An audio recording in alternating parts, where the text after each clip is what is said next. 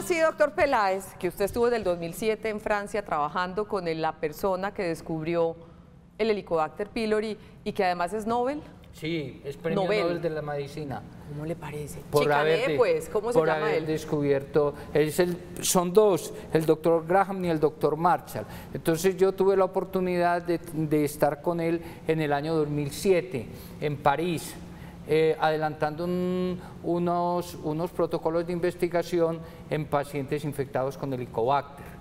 ¿Por qué? Porque él es el tipo que más sabe de Helicobacter en el mundo en ese momento, porque él fue el que lo descubrió. ¿Hace cuánto fue eso que se descubrió el Helicobacter? Hombre, básicamente que se trajo a la luz pública, ya se había hablado mucho de Helicobacter, pero básicamente que se mostraron los estudios donde presentaba esa serie de cambios a nivel del estómago, más o menos hace unos 25 o 30 años. De 25 o 30 años para acá no sabían qué era eso, qué era lo que pasaba. Hombre, había posiblemente gente inquieta que había hablado de la presencia de una bacteria en el estómago, pero no se había definido cuáles eran los cambios que generaban esta bacteria en el estómago.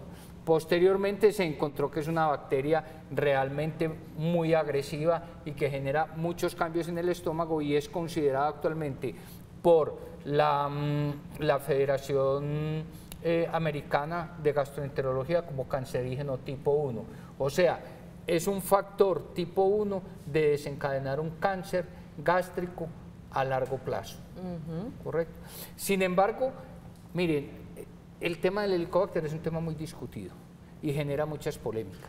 Se dice que el 62% de la población mundial mayor de 12 años tiene Helicobacter. Pasa como el virus del papiloma, que muchas mujeres lo tienen y no presentan síntomas. Entonces, no, yo no diría tanto eso.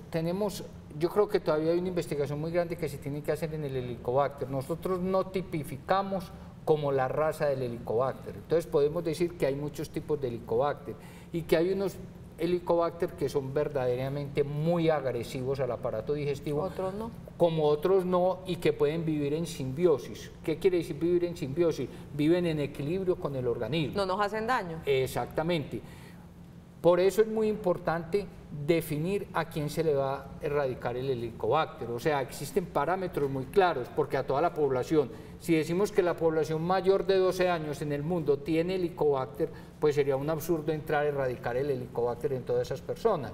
Pero no es como mucha gente dice, y hasta colegas de nosotros, no gastroenterólogos lógicamente, pero personas versadas y bien preparados, que el Helicobacter no hay que erradicarlo. El Helicobacter sí tiene unas indicaciones específicas y hay que erradicarlo en determinados pacientes. O sea, hay que interpretar la patología.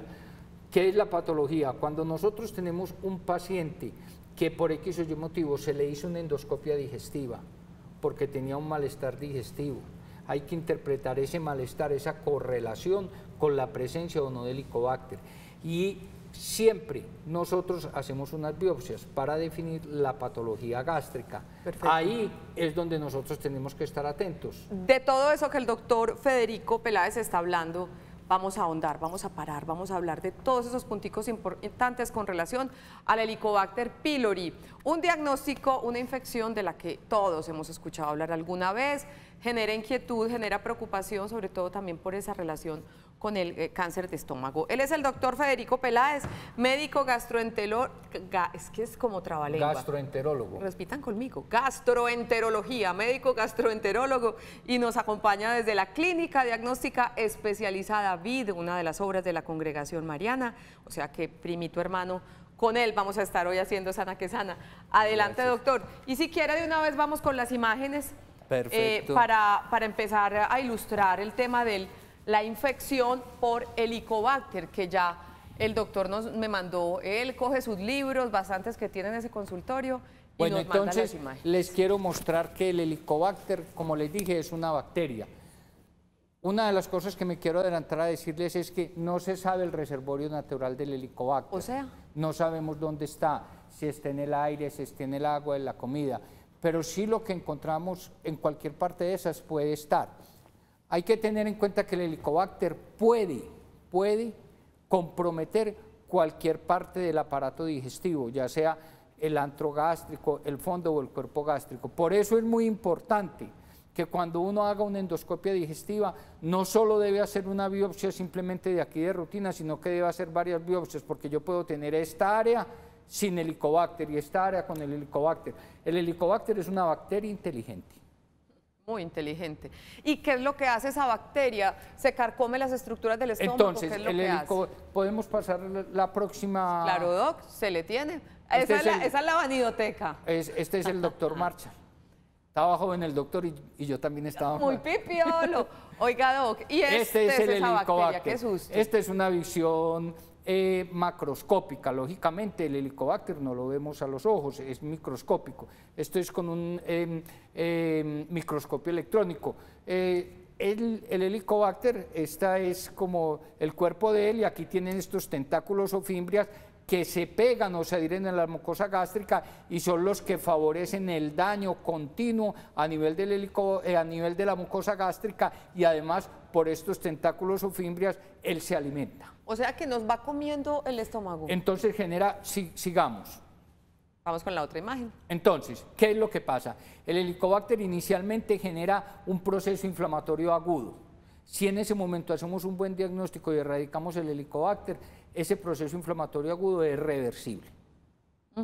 Pero si dejamos progresar la enfermedad, como pasa en el 99% de los casos en nuestro medio, porque nosotros no hacemos una medicina preventiva, entonces ya genera una gastritis crónica. Este es el segundo paso.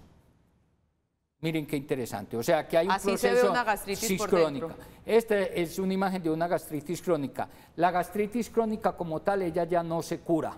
La persona que le diga, cualquier médico, cualquier persona que diga que va a revertir esa gastritis crónica, le está diciendo mentiras, o por ignorancia o porque le quiere robar su dinero. Pero ya la gastritis crónica como tal va a quedar. Entonces nosotros tenemos que dividir en ese momento la gastritis crónica en activa e inactiva. Posiblemente el paciente que nos consulta tiene una gastritis crónica activa. Cuando nosotros pensamos en una gastritis crónica activa, lo primero que pensamos es si hay o no la presencia de esa bacteria que se llama Helicobacter. Porque si nosotros, para poder llevar esa gastritis crónica de activa e inactiva, no erradicamos el Helicobacter, entonces no hacemos nada. Si nosotros dejamos progresar el cuadro, vamos a una atrofia gástrica. Esta es un área de atrofia gástrica. ¿Qué es atrofia? Disminución del calibre de la mucosa. Entonces aquí vemos las venitas. Ya es una mucosa totalmente susceptible, perdió sus mecanismos de defensa, no secreta ácido, entonces hay una atrofia de acloridia. Y este es el paso a seguir a otro proceso más severo, que es una metaplasia intestinal. O sea, hay unos cambios ya degenerativos de la mucosa. Esos cambios se dividen en metaplasia intestinal completa e incompleta. Cuando hablamos de una metaplasia intestinal completa nos podemos quedar tranquilos, con la incompleta tranquilos, pero a la vez intranquilos. Y ya definimos una cosa que se llama el grado de displasia, o sea, el grado de alteración de esas células. De aquí para allá haremos erosiones, úlceras y podemos generar un cáncer gástrico. Más adelante seguiremos con esa explicación, porque hablando de cáncer de estómago relacionado con el Helicobacter pylori, tenemos nuestra sección en línea con Sana que Sana.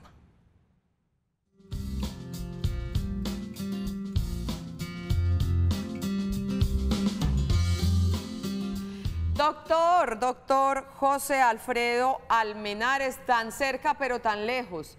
Este hombre está en Madrid, España, ha estado aquí sentado con nosotros. Es un genio de esos fugados, pero espero que vuelva después. Él es médico oncólogo y hoy nos quiere acompañar unos minutos en Sana que Sana. Bienvenido, doctor, ¿cómo le ha ido? Bien, bien, gracias a Dios, bien. ¿Y por qué fue que se nos fue para Madrid, doctor? Bueno, cosas del destino. Realmente estoy en Las Palmas de Gran Canaria, pero bien, he estado 21 años trabajando en el hospital donde estoy ahora y bueno, me estaban reclamando el regreso ya. Ah, bueno. Le deseamos mucha suerte por allá.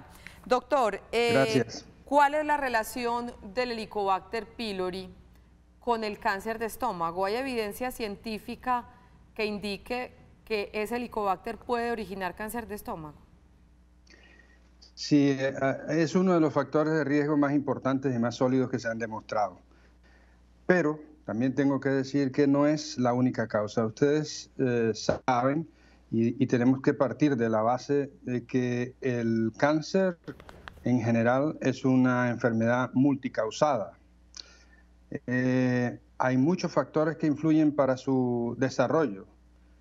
Entre otras cosas, en este caso, sería el Helicobacter uno de los factores, pero no el factor. O sea, con esto quiero decir que los estudios que se han hecho de relación causa-efecto no son concluyentes en el sentido de que todos los pacientes que tienen infección por Helicobacter van a desarrollar un cáncer de estómago. No, que pueden estar tranquilos siempre y cuando esa infección por Helicobacter se trate, porque si no se producen cambios en los tejidos del estómago, de las paredes internas del estómago, y esos cambios son los que van a ir produciendo paulatinamente en el tiempo la transformación de esas células, generalmente glandulares, en adenocarcinomas de estómago. También tengo que contarles que hay una historia muy bonita con el Helicobacter. El Helicobacter se descubrió en el 83, en el 1983, que existían bacterias en el estómago, porque hasta ese momento se creía que el estómago era un sitio estéril del organismo porque la acidez normal que tiene el estómago no permitía el crecimiento bacteriano. Sin embargo, la mucosa que recubre, el moco que recubre la mucosa del estómago, protegía a esta bacteria y se descubrió que debajo de ese moco crecía el Helicobacter. Imagínense que lo más importante no es solamente el Helicobacter, también la relación que hay entre el Helicobacter y otras bacterias, que es lo que llaman hoy en día la microbiota, que es el ambiente bacteriano que hay dentro del estómago y justo debajo de la capa mucosa, la relación con el huésped, o sea, con el dueño del estómago, que cada uno reacciona de una manera inflamatoria distinta a una infección por Helicobacter. Hay gente que no pasa nada, hay gente que produce una gastritis crónica y hay gente que a pesar de los tratamientos no hacen una erradicación del Helicobacter, que es lo que todos queremos, ¿cierto? Perfecto. Indudablemente es un factor importantísimo y aproximadamente los estudios han demostrado que entre un 2 y un 5% de los pacientes que tienen infección por Helicobacter no tratada, ojo porque eso hay que tenerlo muy claro, no tratada, de ahí la importancia de los tratamientos erradicadores del Helicobacter, en ese entre 2 y 5% son los que van a desarrollar cáncer de estómago. Doctor, o sea, es un factor causal. Una pregunta, haciendo esa claridad porque me parece muy importante, no todo el que tenga infección por Helicobacter va a desarrollar un cáncer y tiene que ver con el tratamiento a tiempo. Ese proceso de que esa bacteria le haga daño al estómago al punto de llegar a un cáncer puede demorarse mucho tiempo, desde el comienzo de la infección. No hay un tiempo estipulado como por ejemplo con otro tipo de cánceres relacionados con microbios. Me estoy pensando en este momento el caso del cáncer de cervix uterino.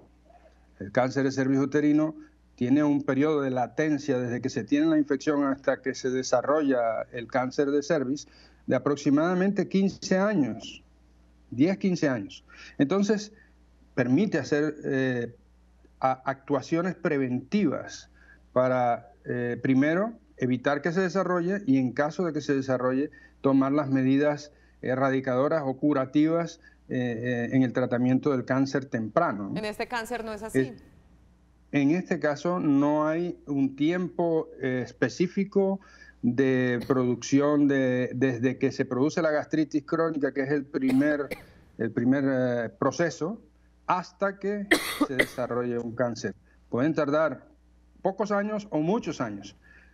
Los estudios no llegan a una conclusión al respecto, pero sí se sabe que hay pasos que tiene que quemar la infección por Campylobacter, generalmente relacionadas con reacciones inflamatorias al proceso infeccioso del huésped, o sea, de la persona dueña del estómago afectado.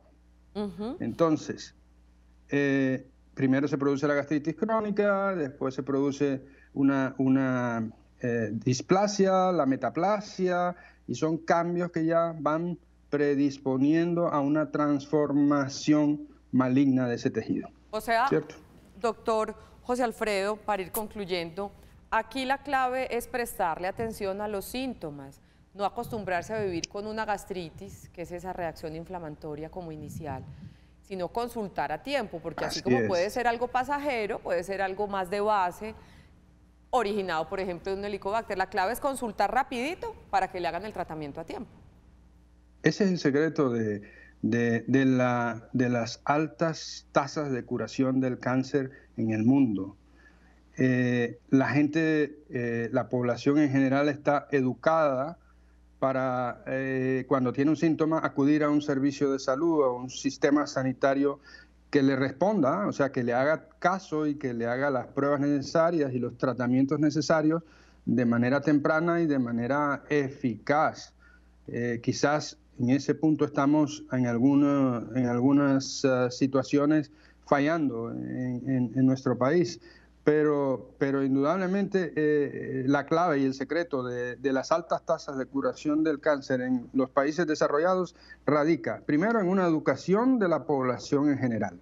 La población tiene que estar educada, formada, informada y tener el apoyo sanitario para poder, cuando tengo ardor en el estómago, acudir a donde el médico para que el médico me haga las pruebas pertinentes y para que me haga el tratamiento pertinente en función de las pruebas que realmente, de los resultados de las pruebas que realmente van a decir exactamente qué es lo que tengo, ¿cierto?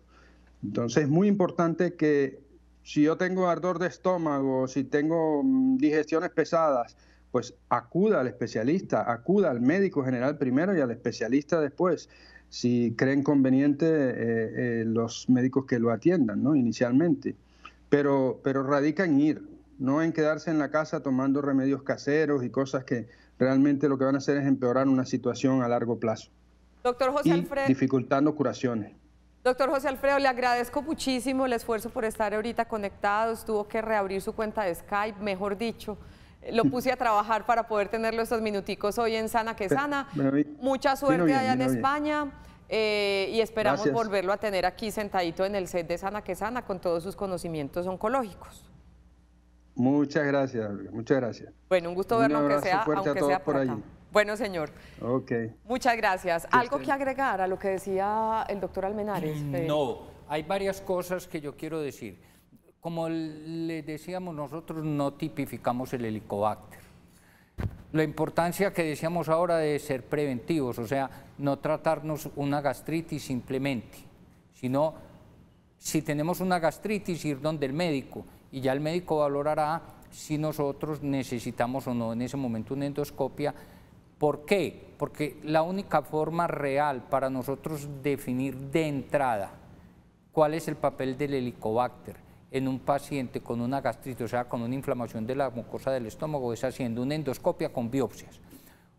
¿Por qué? Porque nosotros tenemos que hacer la correlación, si esa sintomatología gástrica, o sea, esa gastritis, corresponde a ese helicobacter, ¿correcto?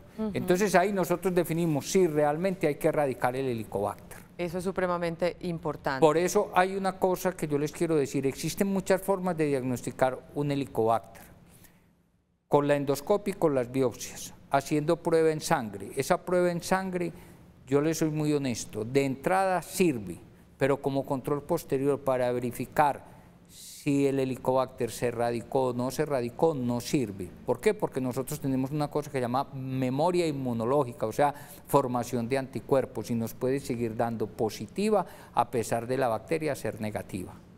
Tenemos otro test que se llama test de aliento, que es un test importante, pero que juega varias condiciones, y también un test en materia fecal. Pero la biopsia, digamos que es...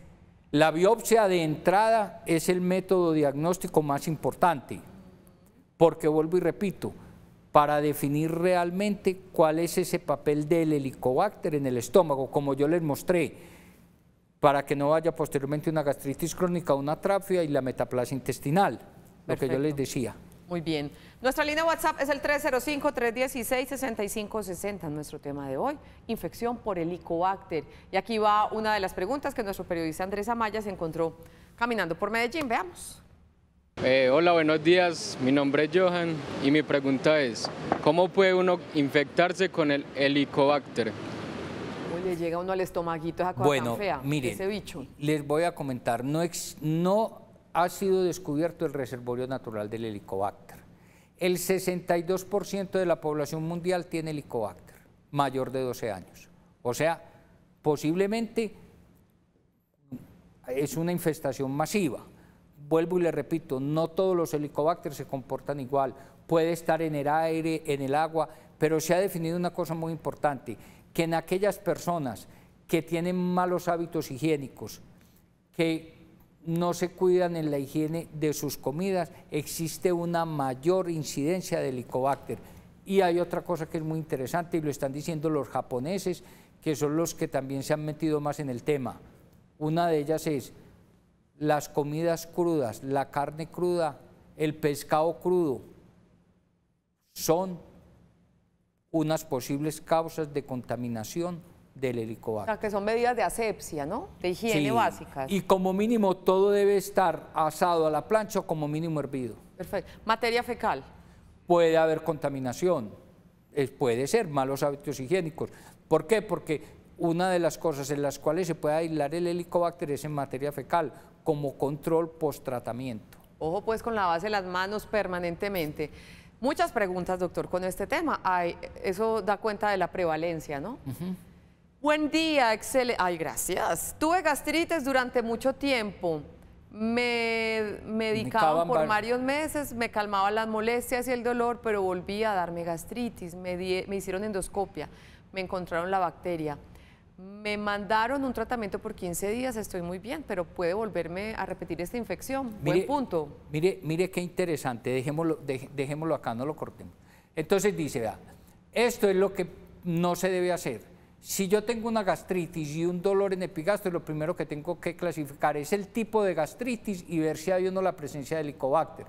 Porque si no se hace un buen tratamiento de ese helicobacter, a pesar de usted tomar droga para la gastritis, no va a mejorar. Mire lo que dice aquí, por varios meses me calmaba la molestia y el dolor, pero posiblemente ya ese paciente había desencadenado una gastritis crónica y en ese momento era una gastritis crónica activa. ¿Cuándo se mejoró? Cuando le hicieron la endoscopia, le encontraron esa bacteria y le mandaron el tratamiento. ¿Qué se hace al erradicar la bacteria? Se lleva posteriormente esa gastritis de activa a inactiva y mejoran los síntomas. Pero hay que tener en cuenta que ese paciente no es que su aparato digestivo sea más débil o enfermo, sino más susceptible porque ya tiene una gastritis crónica de base. ¿Le puede repetir? Le puede repetir. Pero si nosotros posteriormente al erradicar el helicobacter lo llevamos de una gastritis crónica activa a inactiva, fortalecemos esa mucosa, pero es una mucosa más susceptible. Sí se puede infectar. Si se infecta el paciente, no siempre se infecta con el mismo helicobacter. Entonces, todo eso lo tenemos que valorar de acuerdo a los síntomas. Pero una cosa es que se vuelva a infectar y otra cosa es que haya una reinfección. Y otra cosa es que no se erradique el helicobacter. Comprendo. O sea que hay que tener en cuenta que a mucha gente le dicen, sí, ya le hicimos el tratamiento del helicobacter, pero siempre hay que confirmar o comprobar si se erradicó el helicobacter. ¿Y cómo se hace eso? Entonces, si hay una patología de base, por ejemplo, la úlcera duodenal y la úlcera gástrica, ahora pasamos las fotografías que tenemos, es mandatorio, si el helicobacter es positivo, erradicar la bacteria, porque si no erradicamos la bacteria, la úlcera no va a cicatrizar. Entonces, en esos casos debemos hacer, un paciente con una úlcera, tenemos que hacer una endoscopia de control para verificar que la bacteria salió y que la úlcera cicatrizó. Si es una simple gastritis sin ningún componente de metaplasia ni atrofia, no necesitamos hacer control endoscópico, entonces hacemos un control en test de aliento o en materia fecal y verificamos si se erradicó el helicobacter. ¿Se termina el tratamiento y al cuánto tiempo hay que hacer esa verificación? Mire, yo le sugiero más o menos que a los 2 o 3 meses, porque a veces pueden quedar trazas de helicobacter, o sea, como muy malitos, pero finalmente se van a morir, entonces nos pueden dar falsos positivos. Perfecto. Uy, no. ¿Qué tal? Veamos, Entonces, veamos la siguiente inquietud de nuestros televidentes en el 305-316-6560. Buenos días, mi madre tiene 71 años, tiene esta bacteria. En la EPS no le han hecho tratamiento.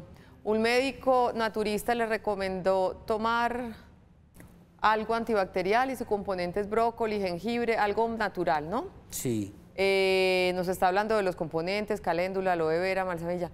¿Cree usted, doctor, que eso bueno, servirá? mire, todos esos pues, medicamentos caseros no tienen una base científica. El tratamiento de erradicación del Helicobacter está suficientemente comprobado y esquematizado. Existen muchos tratamientos para erradicar el Helicobacter. Hay mucha gente que dice, no, es que eso es tomar... No, existe un tratamiento corto, secuencial prolongado, existen de acuerdo a lo que uno encuentre. Hay una cosa que es importante, que mucha gente dice, no, es que eso uno toma el antibiótico y no se mejora. O sea, eso no es verdad que se erradique. El Helicobacter sí se erradica. Lo que hay que tener en cuenta es ser muy juiciosos en el tratamiento, porque con una sola pastillita de estas que tú te dejes de tomar, no se erradica el Helicobacter. Pero volviendo a lo que dice la señora, definitivamente que no se confíen de esos medicamentos No, naturistas. eso no tiene ninguna base. Eso no sirve. Con todo respeto se los digo, eso no sirve. La caléndula tiene un efecto analgésico. Es muy distinto paliar Sí, que hacer el tratamiento no tiene y objeto. curar. Y lo que hace es que el bichito sigue feliz y cómodo Claro, en y su generando huésped. todos esos cambios. Vea esta otra pregunta antes de corte. ¿Todo el que tiene gastritis es debido a la presencia del Helicobacter? No, no es así, lo que hemos explicado desde el principio. No todos los Helicobacter juegan un papel predominante en las gastritis y existen muchísimas más causas de gastritis. Como decía el doctor ahora, existen muchas causas de cáncer de estómago, por ejemplo, los excesos de sal, los alimentos que, por ejemplo, en el oriente antioqueño es muy común el cáncer gástrico. En nuestro medio, de las partes donde más hay cáncer gástrico. Me interesa, yo vivo allá. Pero ustedes en el oriente se come una arepa que es muy buena, que es de cayana que dicen, o sea que es como con de esa ceniza. Ah. Eso es cancerígeno tipo 1, porque es rico en nitritos. Los alimentos ahumados también. O sea, las cosas hechas al carbón. Pues, pero que tengan la sustancia ahí metida. ¿Me entiende? Porque esa arepa la mezclan con ceniza y se la comen. Es espectacular, nunca la ha comido. Yo creo que no. Claro, todos Pero hemos gracias a comido Dios eso. no he comido, doctor. No, pero tendría que ser en grandes cantidades y como esa es la comida de ellos todos los días, mejor dicho, una de las partes en Colombia, de las partes de mayor incidencia de cáncer gástrico es Nariño y el oriente antioqueño. Por esa ceniza que se mezcla en esas arepas. Hay unos factores, uno de ellos es ese. Perfecto. Y la presencia del Helicobacter. Entonces, no toda gastritis es generada por el Helicobacter, pero un gran porcentaje sí. Y en un gran porcentaje las gastritis crónicas. Perfecto. Vamos Sí. a nuestra pausa y Listo. cuando regresemos, mucho más que contarles con el doctor Federico Peláez, médico gastroenterólogo de nuestra clínica diagnóstica especializada VID. Ya regresamos. Inquietudes sobre este tema que se ve que genera bastantes. Bienvenidas al 305-316-6560. Ya volvemos a Sana que Sana.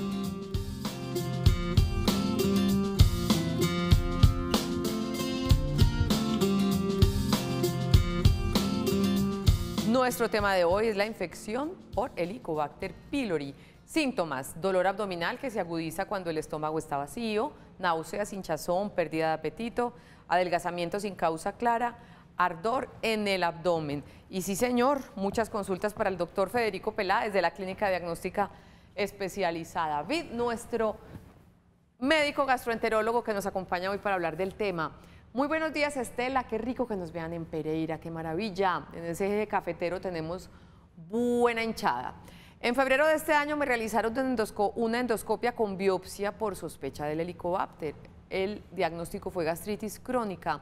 Sigo presentando algunas veces dolor y otras ardor. ¿Qué cuidados debo tener para no desarrollar la bacteria? Pues, hombre, vea, le quería decir lo siguiente, el hecho de que siga presentando algunas veces dolor y ardor es porque ya tiene una gastritis crónica de base, que no hace que su aparato digestivo sea más débil o enfermo, sino más susceptible. O sea, mi recomendación es cuídese en la dieta, evite las cosas muy grasosas, muy condimentadas, muy irritantes, etcétera. Con respecto al Helicobacter, vuelvo y le repito, no se sabe cuál es el reservorio natural del Helicobacter, pero si tenemos unas buenas medidas higiénicas, podemos favorecer que haya un menor riesgo de contaminación. Súper importante. Muchas otras preguntas. Vea, esta está larguita, pero para eso estamos.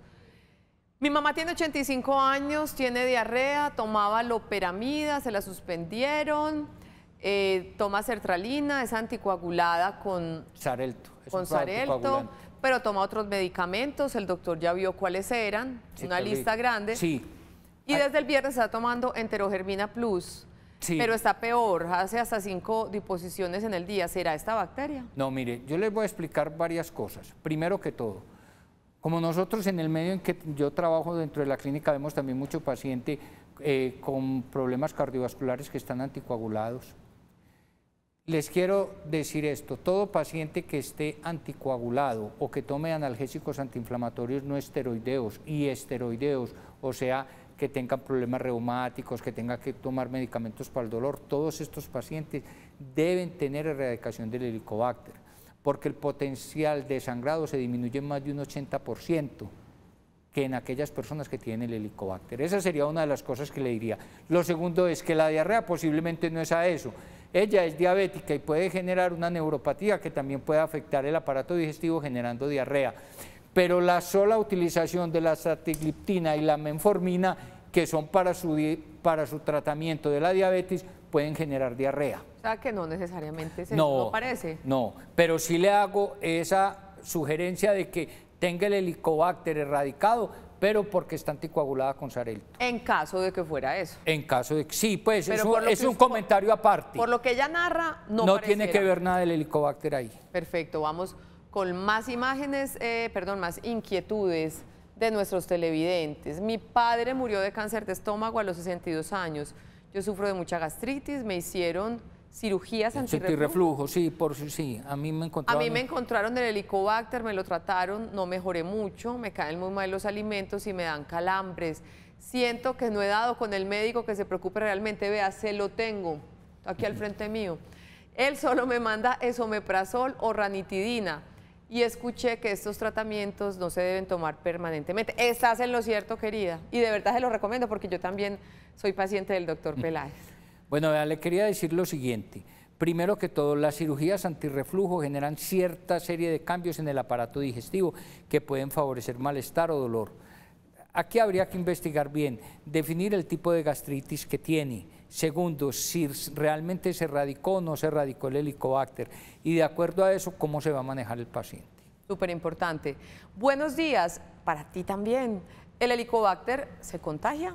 Puede ser contagioso, vuelvo y repito, no sabemos cuál es el reservorio natural, se puede contaminar por la saliva, por el beso, cualquier cosa, pero vuelvo y repito, no todo paciente que tenga Helicobacter hay que erradicarlo, hay que analizar la gente, o sea, no podemos generalizar, todo paciente Helicobacter hay que erradicarlo, pero tampoco decir el Helicobacter no es nada, no lo vamos a erradicar. Pero entonces si mi pareja le diagnostican un Helicobacter de esos que no hay que erradicar. Porque está sintomático, déjelo tranquilo. Y entonces tengo mi vida normal con mi pareja porque también yo sería sintomática si me infecto con él. Exactamente. Oh. Ahora, lo complicado es cuando ya es un Helicobacter que haya que erradicar, los cuidados que hay que tener para no contagiarse. Exactamente, y si nosotros, es que miren, medicina no es una ciencia exacta y puede haber todas las combinaciones que usted quiera.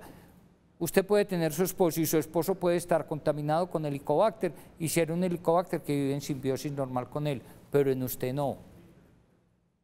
¿Sí me entiende? Claro. Entonces, miren, les explico cómo sería el manejo de un paciente así.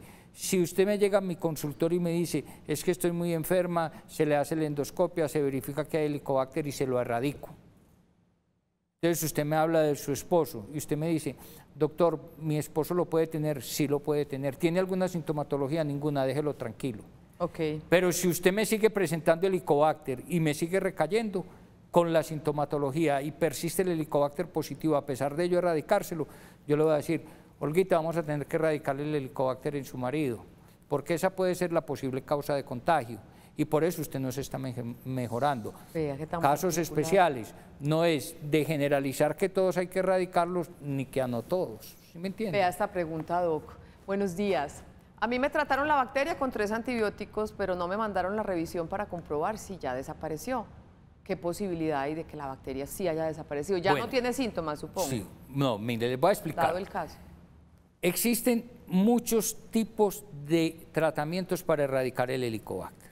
Yo a todas las personas les aconsejo, primero que todo, que cuando le manden el tratamiento se lo haga como se lo dijeron, al pie de la letra. Tal cual, ni más Porque ni con menos. una sola pastillita que se deje tomar no se erradica el helicobacter. Así Segundo, es. procuren que sea un producto de buena calidad, porque si no es un producto de buena calidad, sobre todo el antibiótico, no vamos a lograr el sinergismo, o sea, mejor dicho, matar la bacteria. Entonces lo único que estamos generando son resistencias a largo plazo.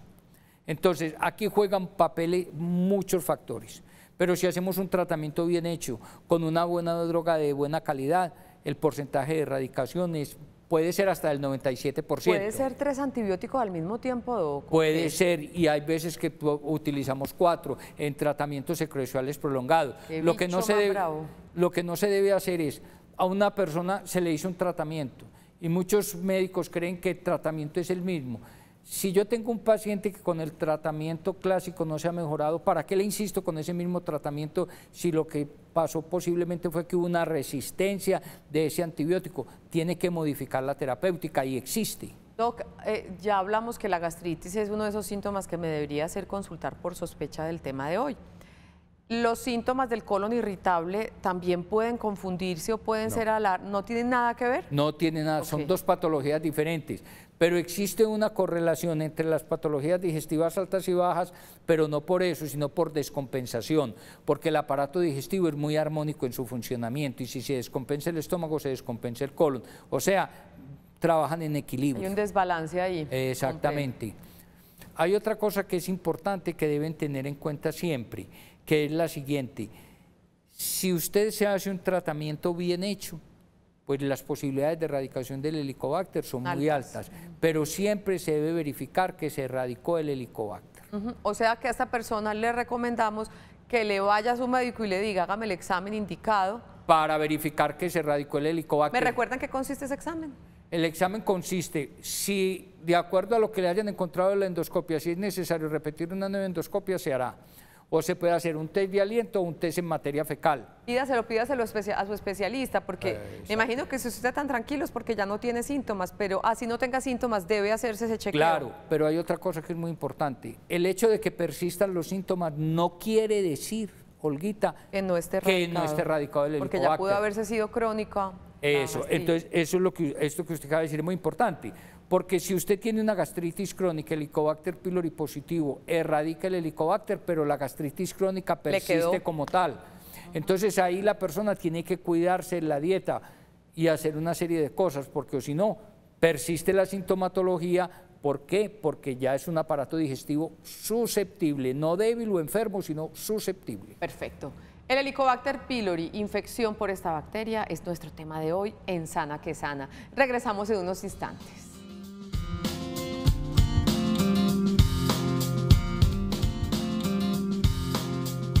Tremendo. Qué bueno. Seguimos conversando con el doctor Federico Peláez, médico gastroenterólogo de nuestra clínica diagnóstica especializada VID, que el muy juicioso nos mandó otras imágenes, entonces él se saborea y todo, dice, qué imagen tan bonita, qué de bonito tiene eso, doctor, Bueno, a ver. Entonces, vea, esto fue lo que mostrábamos ahora, gastritis crónica y aquí ya hay una metaplasia intestinal, vea, estas son áreas de metaplasia, perdón, estas son áreas de metaplasia. Aquí estamos entrando al duodeno, este es el píloro. ¿Me recuerda qué es metaplasia? Metaplasia ya son esos cambios degenerativos que se presentan cuando se ha dejado progresar una gastritis crónica, posiblemente ¿Y son por la los punticos amarillos? No, estas, vea. Por eso, sí, eso lo veo amarillo yo. Sí, como blancuzcos. Esas manchitas amarillas, blancuzcas. Esto es degeneración de las células. O sea, que ya esa gastritis ya está pasando de castaño a oscuro. Sí, vamos con más imágenes. Mire qué interesante Estas son erosiones, lo que yo les decía, mire, y esto negrito es hematina, es que sangró, pero la sangre se convierte de un color negro. Este es el paso a seguir a una úlcera. Este paciente posiblemente es un paciente Helicobacter pylori positivo. Ok, vamos con la siguiente. Un estado preulceroso, más áreas de metaplasia. Ok. Miren, esto, Uy, Dios mío, eso ya se ve más feo que lo anterior. Exactamente. ¿Qué es esto? Estos son úlceras gástricas. Este es el resultado de no haberse hecho un tratamiento a tiempo, dejar progresar las cosas, y ya el Helicobacter generó ya un daño severo en la mucosa. Sin embargo, al erradicar el Helicobacter y al hacer un buen tratamiento, cicatrizan esas úlceras. No sé si tenemos más. Aquí también hay otra, sí, otra metaplasia, ya se graduó la doctora. Mire, úlceras. Bueno, estas úlceras ya son malignas. Este es el resultado Eso ya es de cáncer. todo, pero sí, ya estas úlceras son malignas. ¿Qué es esto? Este es el resultado de un proceso inflamatorio crónico que nunca se trató bien, que no se hizo el diagnóstico a tiempo, que no se erradicó el Helicobacter y generó esto. Y a eso es a lo que no podemos llegar. Exactamente. Consultando prontamente, oportunamente. De ser preventivos. Cuando tenemos una gastritis. Doc, una úlcera no originada en infección por Helicobacter puede también convertirse en cáncer. Sí, todo proceso inflamatorio crónico puede generar cáncer. Okay. Todo proceso inflamatorio crónico en cualquier tejido del organismo puede generar en degeneración de la célula, que es cáncer. Buenos días, hace 4 años me realicé la endoscopia y el diagnóstico fue esófago normal, estómago, gastritis aguda y crónica moderada, duodeno normal, prueba de ureasa para Helicobacter pylori, pero nunca me hice el tratamiento y por lo que entiendo tampoco la prueba. ¿Qué le podemos decir? Vea, esta prueba de ureasa nosotros le decíamos que era una prueba corriente en el consultorio, da muchos falsos positivos y falsos negativos. Por lo tanto, esa prueba de ureasa nosotros la sacamos, yo la hacía en el consultorio, eso ya no se hace.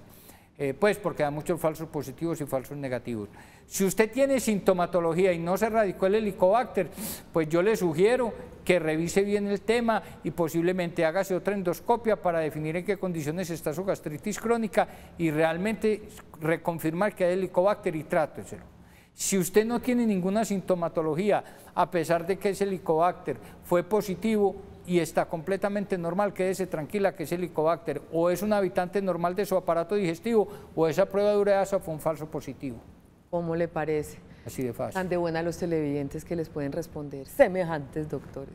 Doctor Federico, estamos terminando. Me parece ¿Estuvo muy bien. chévere o no? Sí, muy Diga bien. y no, diga y no para no volverlo a invitar. No, mentira. estuvo muy bien. Muchas gracias por la invitación. Yo creo que todos aprendimos y la conclusión cuando hablamos de este tipo de temas que son de alguna manera prevenibles por ser encontrados a tiempo, Correcto. está en nuestras manos. No nos acostumbremos a sentir ningún tipo de síntoma sin prestarle atención y sin consultar a los especialistas. En este caso específico, si tiene una gastritis, si tiene, refiere esos síntomas de los que hemos hablado, vaya al médico que con seguridad, si no es nada grave, pues maravilloso, le darán recomendaciones de alimentación y estilos de vida para la gastritis, pero si es originado en un Helicobacter o si la úlcera, si no sea por Helicobacter, ya está peligrosita, hay que descubrirlo a tiempo para hacer el tratamiento adecuado. Doctor Federico Peláez, gracias por estar con nosotros. No, Olguita, usted muchas gracias por invitarme. ¿A usted le gusta la Feria de las Flores? Sí, claro. Sí, sí. Pues de lejitos, pero ahí A mí también, yo lo veo en televisión. Doc, pero le pregunto porque es que mañana nuestro tema está relacionado con eso. Mañana empieza la Feria de las Flores y con eso el exceso consumo de alcohol, excesivo consumo de alcohol. Entonces, así como en noviembre hablamos finalizando de la pólvora, nosotros antes de Feria de Flores les damos un recorderis sobre el exceso, ¡ay, pero por Dios! Sobre las consecuencias de consumir excesivamente licor. Y también vamos a hablar de licor adulterado, qué es lo que origina esto en nuestro organismo y sobre todo cómo reconocerlo. Eso será en una sección especial con la Fábrica de Licores de Antioquia. Intoxicaciones por licor y cómo evitar caer en la trampa del licor adulterado. Mañana, a propósito de la Feria de las Flores, a las 11 de la mañana, en el programa saludable del canal Televid, Sana que Sana, a ver si hablando despacio no me equivoco tanto. Feliz resto de día para todos, que tengan un feliz jueves. Mañana a las 11 de la mañana los espero, chao.